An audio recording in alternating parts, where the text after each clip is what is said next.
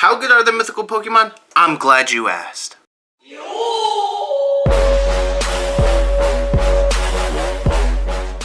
So aside from EX raids, mythical Pokemon are kind of becoming a hot topic in the Pokemon GO community right now. And that begs the question, are the mythical Pokemon even any good? I'm going to start off with Mew. This is straight from the Pokemon GO Hub website, by the way. You can go check it out if you'd like. Link will be in the description. Is Mew any good? We'll start with Mew. All mythical Pokemon have a max CP of 3090. Well, almost all. There's some exceptions, but that's coming in later generations. We'll go over that when the time comes. But the attack is 210, the defense is 210, the stamina is 200. That's not bad. That's extremely well rounded. So if you catch a 100% IV, all you have to do is simply slap 15 extra points on each one of these. Pretty solid, right? But what about its moves? If we go down further here, the best overall DPS moveset is Pound and Solar Beam. Now, again, Solar Beam doesn't do stab, same type attack bonus. Actually, Psychic does, but it ranks 3rd in this list in most DPS. So, the fact that it kind of lacks a stab quick move isn't really that viable. Mew's really not going to be that useful.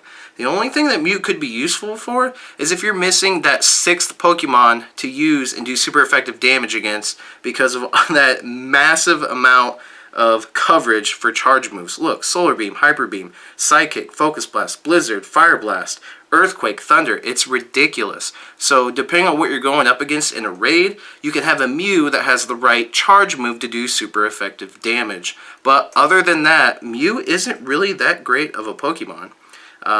Unlike Celebi and Jirachi, which we're about to get to, just Mew doesn't really have any viable uses, so to speak. Alright, now on to Celebi. Celebi, same CP, same stats. 3090, 210, 210, 200. But it's a dual typing, Psychic and Grass. Pretty cool. Now let's look at its move coverages. This is where it comes into play. Confusion and Psychic, both benefiting from stab. Celebi can be a useful psychic attacker. We have Alakazam, Espeon, Celebi, Metagross coming soon. So this is actually going to be a good psychic attacker. And then you could go Confusion Dazzling Gleam. That's actually the second best. Dazzling Gleam dealing a lot of damage to dragon types. So the move coverages are actually kind of nice, and this makes Celebi actually usable in the metagame, or if you're going up against anything that's weak to psychic, or actually even fairy. And perhaps the best mythical Pokemon out of the three, well, I think personally it is Jirachi. Steel, Psychic, Dual Type. That's insane. That is a very powerful dual typing. Seriously, it really is. Again, same stats, but its move coverages are pretty ridiculous as well. Let's look. So we have Confusion and Doom Desire being the best possible moveset for DPS. Doom Desire is the best steel move in the entire game. It does like 70 damage in 1.7 seconds. That's ridiculously fast. You're going to deal 140 damage in 3.4 seconds. That's incredible. That is a big hit. And it's a steel move, which is really cool. You can also use Confusion and Psychic, but it's not as good as Charge Beam and Doom Desire, although I will recommend don't use Charge Beam. It's not viable. You can use Jirachi as Confusion and Psychic for a psychic attacker, ranking up there with Celebi. So which to choose if you want a psychic attacker? It depends on what you're going up against. Whatever can take the brunt of the attacks, like it's basically down to typing. If Jirachi has a better typing and gets what you're going for using psychic moves, use Jirachi. If Celebi has a better typing against what you're attacking, use Celebi.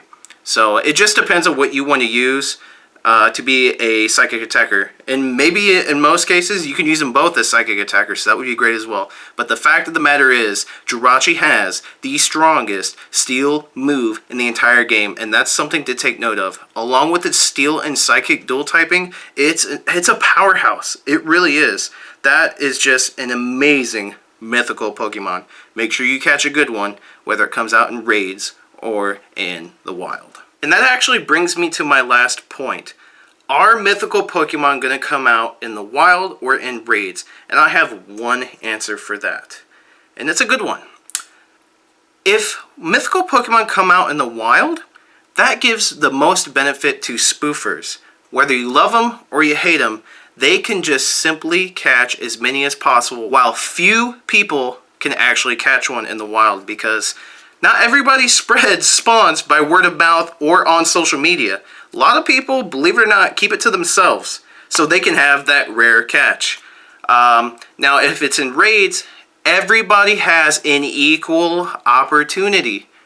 I know some rural players struggle raiding, but some rural players drive to town to do raids. It's still an equal opportunity to get them.